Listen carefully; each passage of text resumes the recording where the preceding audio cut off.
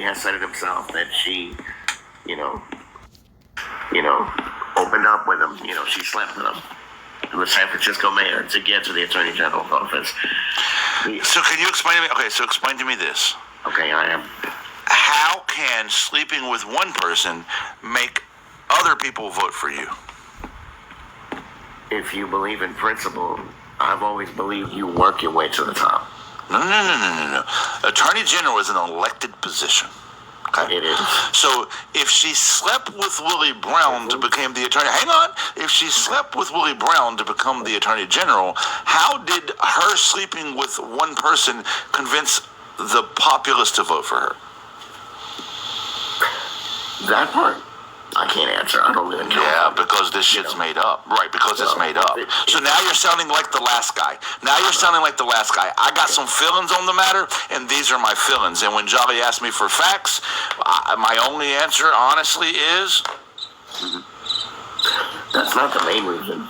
It's just, I think you should either erase that from your fucking plate here, or stop using it. Okay, because all right. It's garbage, dude. Oh, okay, I got you. What about this? This is what she did as the AG.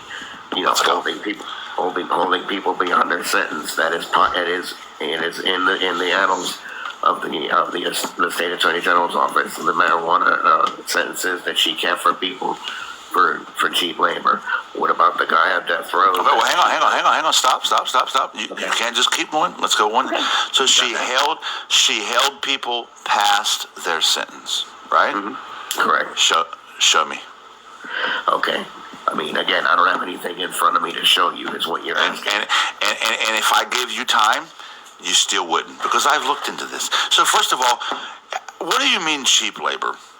Let's talk about that. You said people are being used for cheap labor. I don't know if that's the right word. No, it's the 100% the right word. On this word, you and I agree. Cheap labor. How would it be possible for a person in prison to be used for cheap labor? I work in law enforcement. I actually work as a corrections officer. All right, so then tell me how people in prison can be used for cheap labor.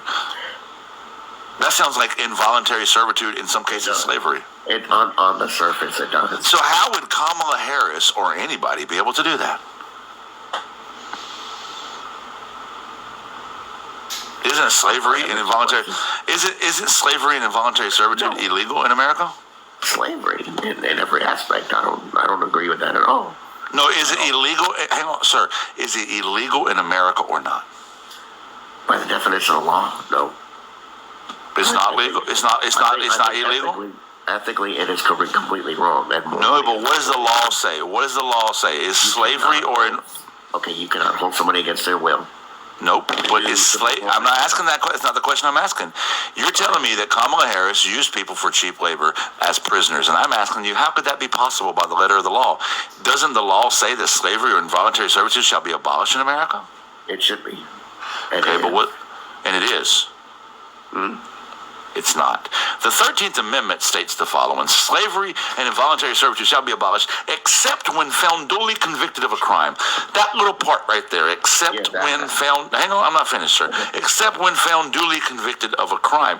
Why would they put such a clause in there? Don't we want to take a stand against slavery? Shouldn't we say that slavery and involuntary servitude is abhorrent systems that are beneath our moral compass? Why would we provide an exception? If I tell my wife, baby, I'm not going to cheat on you anymore except on Friday. If I tell my employer I'm not going to be late to work anymore except on Tuesdays, then I'm still going to cheat on my wife and I'm still going to be late to work because I've provided an exception for how to do so.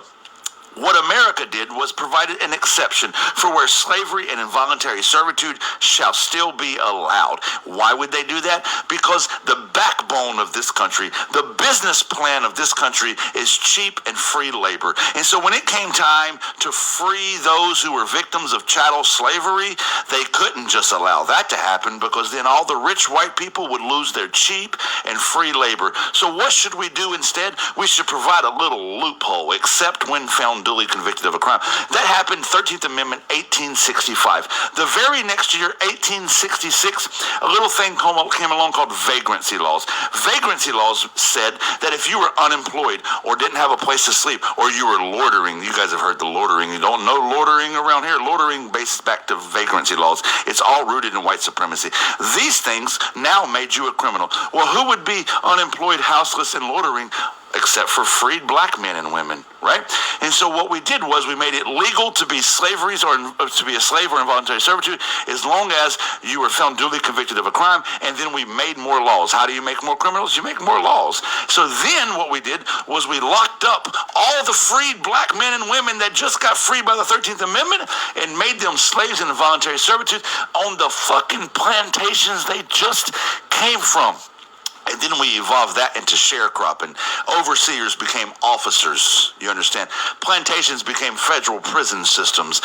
The system of incarceration in this country has long been a system of slavery and involuntary servitude, and I have not heard as many white people complain about it until Kamala Harris was running for president of the United States. Do you know how many attorney generals have ran for president of the United States that were white, and you never heard a peep out of these motherfuckers about their time as attorney general? You never heard a peep out of these motherfuckers talk about the corrupt judicial system? You ever heard a peep out of these motherfuckers that the 13th Amendment and the law in this country allows people to be incarcerated as slaves and cheap labor? You never heard a word about it until a black woman was on the ticket. How ironic that in a system of white supremacy, this critique only comes towards a person who would have had to work their way through the system of white supremacy to even arrive at a position to receive such critique. Save me your fake outrage.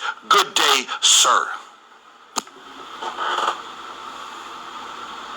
Yo, everybody eating because this man was cooking like a motherfucker.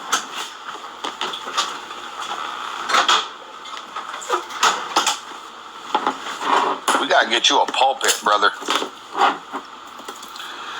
Shit gets on my fucking nerves, dude.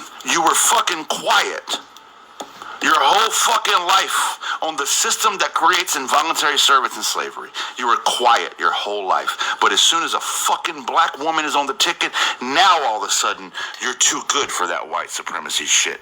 Get the fuck out of here. Kamala Harris did not hold anybody past their prison sentence, or the United States of white supremacy did. Spare me your fake outrage. But you know what Kamala Harris did do? She created the Back on Track program.